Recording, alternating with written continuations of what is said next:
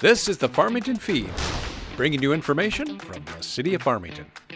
Welcome back to another episode of Farmington Feed. Today we have a very special guest, Mayor Joshua Hoyt, and we are going to be publishing this episode on Veterans Day. So we want to give a little kudos out to all of the staff that are veterans. But welcome to the podcast, Josh. Thank you, Lauren. Finally on the show. I know. We've been meaning to do this since it started, pretty much. Yep. And now you're here. I like it. Yeah. Glad to be here. Yeah, so I just want to give a shout out, first and foremost, to all of the veterans that are employed by the city. We have IT Director Peter Gilbertson, Deputy Fire Chief Matt Price, Building Inspector Brock Haskamp, Police Officer Bob Hagfors, Detective Sean Scoville, Officer Dane Tukwa, Streets and Maintenance Worker Jeff Jones, Firefighter Bob Eibner, and part-time liquor store help Matt Haig. So thank you all for your service, and thank you to Josh for serving also in the Marine Corps. Thank you. Can you talk about that a little bit? Wow, how much to talk about with my time in the Marine Corps. How many years were you there? 3 years, 5 months, 17 days. Wow. So I went in the January following graduation from high school, and I got out June of 2001. So I had had knee surgery, and that cut my 5-year contract short. Holy moly. Yep. Knee surgery? Yep. Not short of time? Well, I mean, I ran, from like age 10 up. I was a runner. So Okay. I used to, recreationally run. I was the kid that got home from school and ran. Used to run 5Ks, 10Ks, ran half marathons, ran all the way through high school, and I wasn't the best stretcher in the world. Mm-hmm. So patellar tendonitis, and eventually had to have part of my tendon removed. It was so inflamed and scar tissue. So Wow. Yep. What was the recovery like on that? 4 weeks on crutches, I think. That's not too bad. No, not too bad. But It's more the repetitive motion, right? So when you run, it's the pounding on the pavement, and that's what aggravates it and causes that inflammation, and the only way to stop it is to not do it. Which sucked because, I loved my job. I was a radar air traffic controller, so I talked to airplanes. Cool. So the FAA center that's right here, Yep. right, that's what they do. They sit in a room and look at radar screens and talk to airplanes. That's what my job was. In the Marine Corps. Mm-hmm. Very cool. Yeah. But I got out June of 2001, and then September 11th happened, which directly affected my job field. Oh, yeah. Because they closed down the schools in Oklahoma City, and it was just, it was very different. My time in the Marine Corps was very uneventful. I was in what they call an MOS, or a military occupational specialty. That's your job code. My job code had 130 in the entire Marine Corps, and there was 180,000 of us at the time, I believe. Our job field was very niche, very small, much like Intel, right? There wasn't a lot of people in the job per se. And you were in Oklahoma City, you said? No, I did my boot camp in MCRD San Diego, and I did my combat training in Camp Pendleton, so just north of there. I did some on-the-job training time before I went to my primary school. I did that at both El Toro and Tustin. That's when they're shutting those air bases down and moving all the personnel to Miramar, which is San Diego. And then I came home for a few weeks, what they call like just TAD. It's your time off between school. Then I went to Naval Air Station, Pensacola, Florida. That's the home of the Blue Angels. Mm-hmm. Went there, was there for 6.5 months, went through school, graduated number 1 in my class. Yeah, Awesome. Funny story about my primary. Congrats. Thank you. I got a meritorious promotion out of it too. So funny story, and I love telling this because this is how the Marine Corps operates. When I went to my primary school, there was 16 in our class when we started. I was the only Marine. So it was me and 15 squids or sailors. Right? Okay, yep. And the officer in charge of the primary school happened to be a Marine major. So he walks in the room, talks about expectations, talks about the attrition rate of the school and why you're not there to party and drink, you're there to study and learn your job. Because he said, a third of you are going to wash out, you won't even make it to graduation. And he said, the best part is whoever graduates number 1, that honor grad, gets a meritorious promotion regardless of rank. So it didn't matter what rank you were automatically getting promoted for being the honor grad. Now this is a Marine officer, very salty dude, looks across the room, And he says, Maureen, if it's not you, you're going to be standing tall in my office explaining why.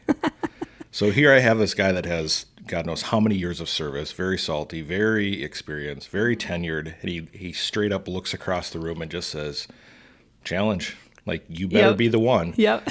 Well, I graduated number 1. So Awesome. That is funny. Just, He had high expectations for you.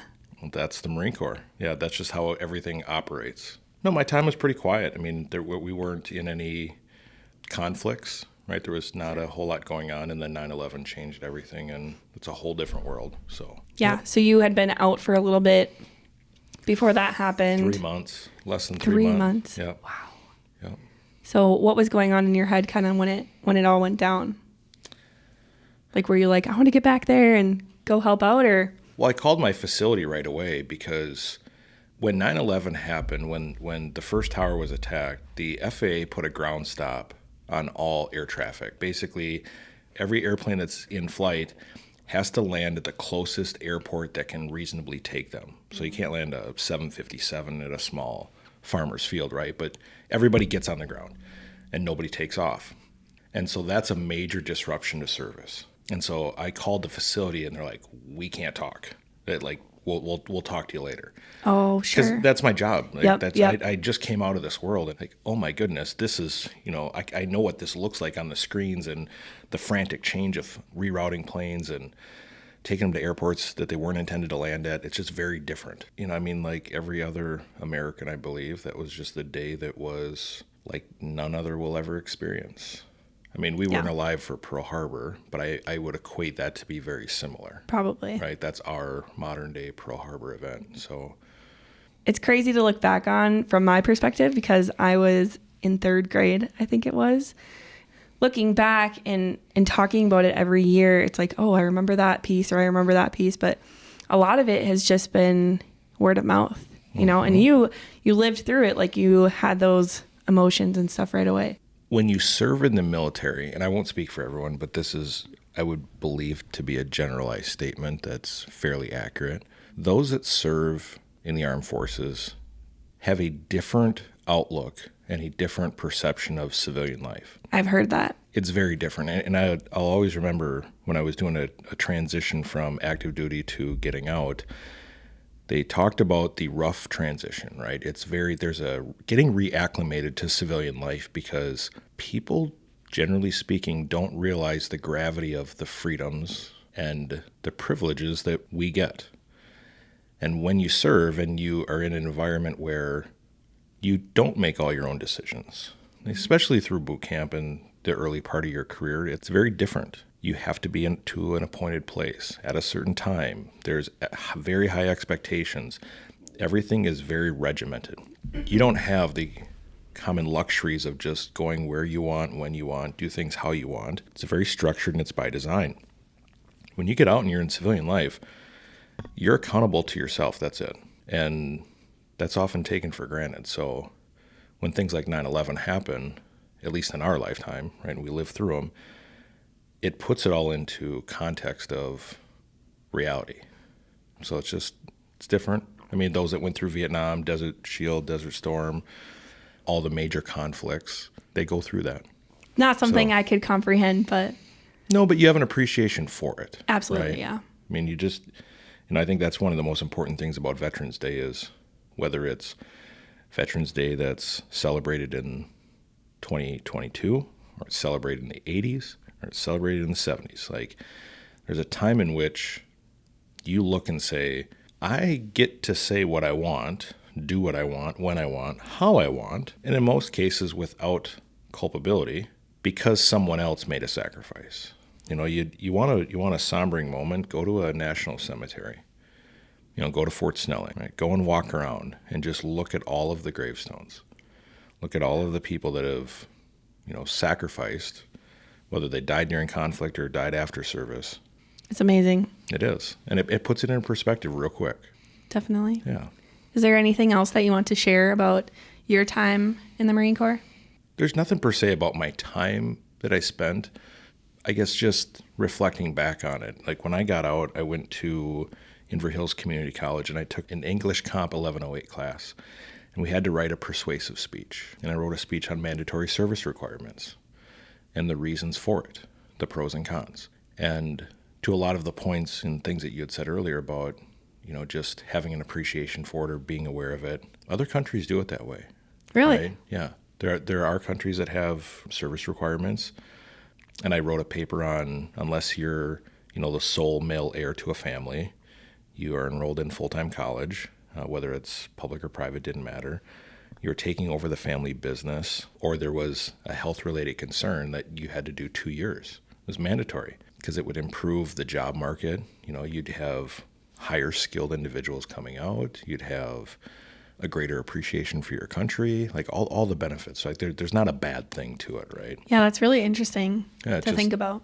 But that was my persuasive speech, and people ask me quite often, like, what I like most about being elected, right? Like, what's most fascinating? And I tell them it's very rewarding because you get to see the effects of what you're doing today, and you get to see it over years. When you serve in the military, you do a job, but you're serving a greater cause. You're serving the preservation of the Constitution, the country, and our history, and that should never be taken for granted. So whether it's Veterans Day, each individual branch's birthday, just go out of your way to show appreciation for veterans. Most veterans are very humble, and they don't like the attention that comes. They don't just, thank you, I appreciate it. Yep, I've seen that. Right? Yep. It's just very humble, but just don't ever forget how we got here. There's good and bad to that, but the veterans are behind that. Those that served are behind that, good and bad. That's all. Great. Thank you. Yep, no problem. Well, what are you up to these days? We're full swing for fourth quarter. There's a lot of stuff going on in the city. There's a lot. This is that time of year where, and I talked a little bit about it at Roundtable on Monday night at our meeting, and just that Mother Nature always wins, right? She's coming quick. She is, yep. Plowing's going to start soon. Mm-hmm. Salting. There's a lot coming up. It is, and what was it, 2 years ago or 3 years ago, we had 2 8-inch snowfalls in October. Wasn't that the crazy, winter where there was 20 snow events or something? Uh-huh. It was insane. We had, I believe it was 2 years ago. Was it 2? It was either 19 or 20, but yeah, that October we had more than half the days, the overnight low was below freezing. Wow. It was cold. It was really cold. We had 2 snow events, and that sneaks up on you really quick. And so this time of year, it's getting the house ready, right? Getting your irrigation blown out, getting all the plants taken care of, doing your final mowing, running the gas out of the equipment, doing all the stuff. But from a city's perspective, it's the same thing. It's prepping, right? So it's getting through hydrant flushing, right? Wrapping up the road reconstruction projects. And getting vehicles ready for snow equipment and such. Yep. Running routes, pre-driving routes, just that last checkup of everything. Because every year we're adding new streets too, so that gets added to the route, and it's a process. Yeah. It's preparing for the white stuff. Props to Public Works for absolutely all the hard work they do during the season. Absolutely. It's a lot. It is a lot. I don't read the almanac, but I hear through the grapevine that we are going to have a higher than average snow event season. I don't think we've had a 90 or 100-inch snowfall in quite some time, but there's a lot of chatter that this could be the year. Really? Not as cold, but a lot more moisture, and our lakes need it. I would love more snow. I know. If it's going to be cold, put the white stuff on the ground, right? Yeah, right. Take it easy on all the slopes and just give them more natural snow. Right. People can enjoy. Right. I think we have a possible Parks and Rec trip coming up to one of these snow places. So. Oh, really? Mm-hmm. To Welch or Buck or something? Yeah, I think it's Welch. Nice. Something I think we haven't done. Hopefully that works. All the plans are in place. So. Yeah, a lot of events coming up. You have Patriotic Day ceremony. That's going to be at the high school. Thursday, the 10th of November. Yep. Also happens to be the Marine Corps birthday. Oh. Yep, November 10th, 1775. Marine Corps birthday. Yep, Semper Fi. Cool. And then we have Turkey Bingo. We have Toys for Town. We have a athletic gear drive going on at the Schmitz-Maki Arena. So if you have any gear that you don't use anymore, you can bring it to the arena during, I think, the whole month of December. There's always a collection site actually at the arena. Right. we're just going to be promoting it a little bit more to be in line with the other cities that are doing their gear drives. But all of that gear goes back to military families. Oh, amazing. Just a lot of events, a lot of changes in processes, just getting acclimated for the winter months. And schools are always active, right? I mean, Yeah. you have your musical events, your fundraisers, or seems like every weekend there's something going on, just cranking up into the new year. Yeah. Yeah. I mean, it's getting into the holiday season too. Thanksgiving is going to be here quick. Christmas, holiday lights tour. Yeah, there's a lot of change going on. And with that change, I'm going to announce there's some change with me. So this is going to be my last Farmington Feed episode that I will record because I am moving into a new position with the city of Edina. I'll be Senior Communications Coordinator. Super excited for this new opportunity, but I am so sad to be leaving everyone here in Farmington in general. I've been here for almost 5 years now, and it's been amazing. I feel like I've made Farmington my home as much as if I were to live here, but I don't live here. I go to take my car to get fixed here, take my dog to doggy daycare, go to all the restaurants. I love Farmington so much, but I am excited too. So it's always good to see when you have teammates that grow and blossom, move on to a different challenge, something new. It's disappointing. I mean, just in our time the last 2 years, we've worked through 2 State of the Cities. We've worked through South of the River Real Estate Summit. We've worked on Relay for Life. A lot of social media stuff. Yep. Right? Expo. The Expo. There's been a lot of projects.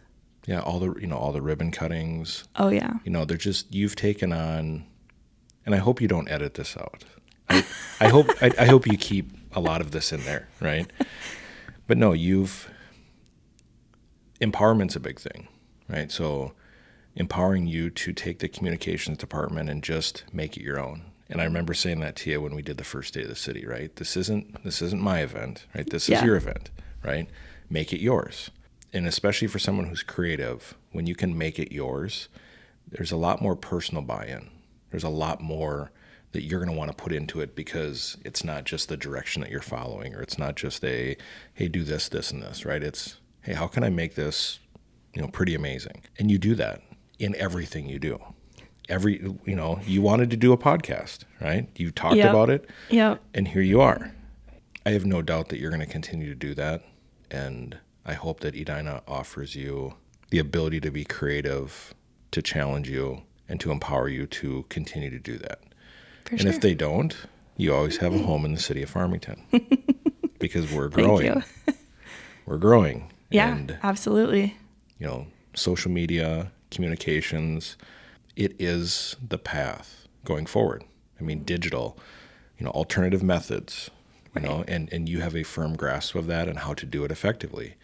And you've shown that over the last 5 years as you've grown in your position. And as much as I wish that would continue here, I understand and I support you. And thank you. Yeah. Yeah. We hope nothing but the best for you. Farmington has been so amazing. Just, that creative freedom that I've had and the trust that the council has placed in me and city staff have placed in me have been, it means the world. I feel like I've grown so much, and it's just crazy to look back on and think about how many projects I got to work on. I'm the only communication specialist here, and I've developed so many close relationships with other staff because of this project or that project, and it's been a very rewarding job, and I have nothing but the best things to say about Farmington. So, well, we hope so. Yeah, Right. I love it so much. So no, it's been fun. You're going to be very much missed, and I look forward to every time we get to work on a project together, and even just learning about the video for the city of Farmington's birthday. Right? It was just a spontaneous thing. Let's just do it. Right? Oh my gosh, that was a crazy project too. But those are fun, right? And, Yeah. and that's what I mean about the creative side, the currents and any publication piece we put out, whether it's social media, whether it's printed into a paper or it's dropped in for a different event, whatever it may be. Citywide events, not just City of Farmington sponsored events, but school district events, right? Just always, Community ed, yep. Yep, just looking over, and Lauren's always there, right? Lauren's always a part of it. And that, again, that doesn't take away from anybody else in the communications department, but you run that. I love it. Yeah. I love it. It's unfortunate that you're leaving us. I'm sorry, Josh. The drive sucks anyway, so have fun with that. I know. Cannon Falls to Dinah, that's kind of a drive, but... Yeah, that's all right. But yeah, I'll have some new responsibilities. I'll be working with police and fire a little bit more closely over there. Thank you for all your support and trust over the years. Absolutely. It's been really fun. And I'll be back for Turkey Bingo. Good. I'll still be visiting. Still going to get my car fixed here. That works. And taking my dog to daycare. Well, you can still, eventually move from Cannon Falls to Farmington. I mean, there are, some City of Edina employees who live in Farmington. We won't name them now, but you're always welcome back. Thank you. No problem.